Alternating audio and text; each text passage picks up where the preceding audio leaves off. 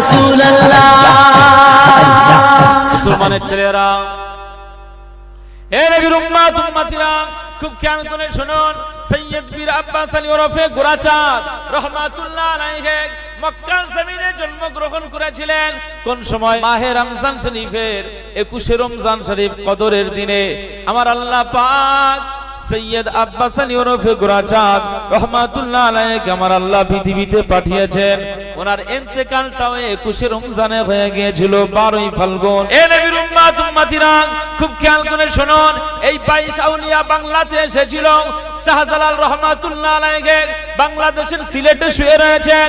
ওই সিলেট থেকে উনি 22 জন খলিফাকে পাঠিয়ে দিয়েছিলেন। তাদের লিডার বানিয়েছিলেন, তাদের নেতা বানিয়েছিলেন, তাদের ক্যাপ্টেন বানিয়ে দিয়েছিলেন।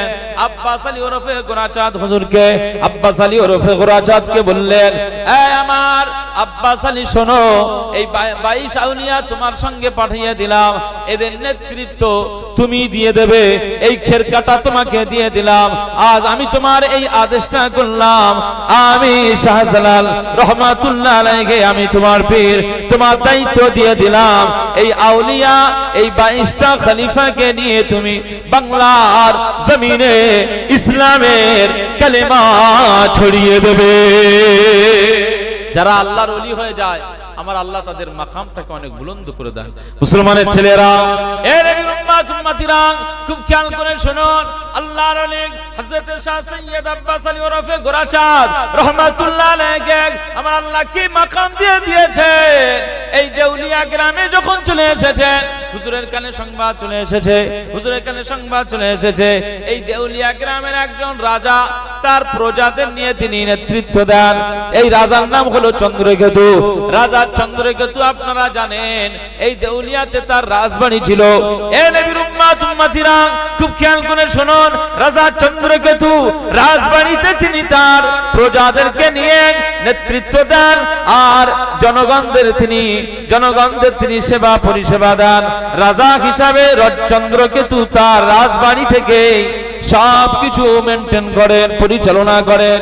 এ নবীর উম্মত উম্মতিরা, খুব খেয়াল করে শুনুন।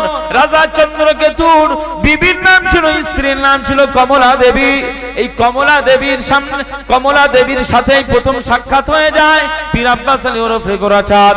এই গোরাচাঁদ নামটা কিন্তু আমাদের রাজা চন্দ্রকেতুর বিবি কমলা দেবী নাম দিয়ে দিয়েছিল।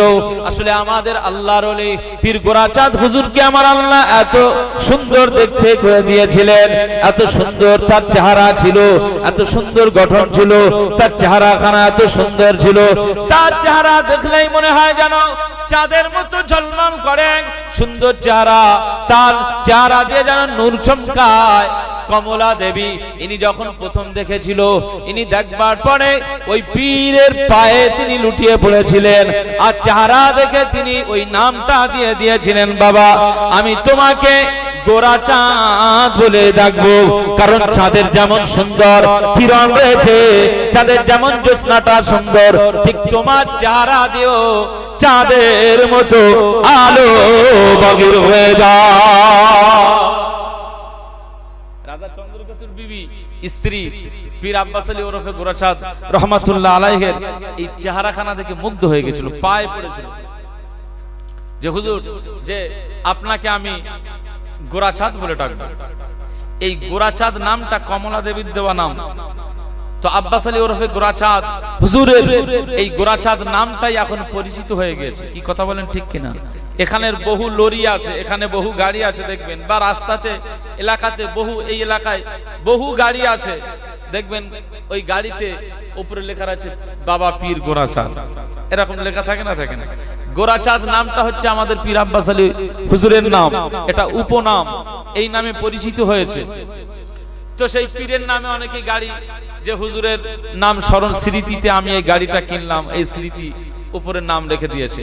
তবে মনে রাখতে হবে, আপনারা একটু এসে বসেন না, এখানে চেয়ারে বসেন, এখানে বসেন, পিঁড়েই বসেন, যেখানে বসেন অন্তত এখানে বসেন, মাহফিলে বসেন। একটু মহব্বতের সঙ্গে দরুদ শরীফ আল্লাহুম্মা সাল্লি আলা সাইয়্যিদিনা